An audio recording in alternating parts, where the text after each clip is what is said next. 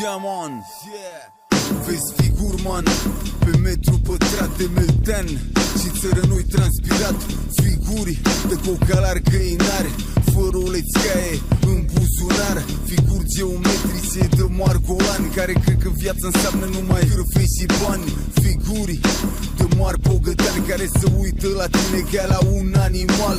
Figuri de rapper cocrit, care vorbește numai căcaturi pe beat.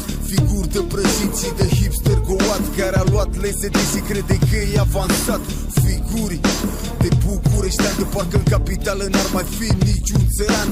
Figuri, vezi figuri de Smart 2 pentru voi. Am figuri de b-boy. O să te fac să scot figurile din cap. Vezi mândria nu dă niciun rezultat. I-am văzut pe prea mulți, mă, care s-au ratat din cauza că aveau multe figuri în cap. I-am aseamăn. Peste tot văd figuri de dorobanți, cu chiul și cu lanț. Sunt sătul de figuranți, dacă avea burta vitrină nu mai erați importanți. Că se vedea căcatul pe care îl mâncați.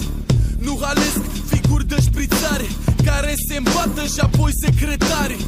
Nu suport figuri de mercenari, care se bagă în față la coadă la prosar. Sunt băieți cu figuri de bogătani, care n-au niciun stres, că au părinții mulți bani.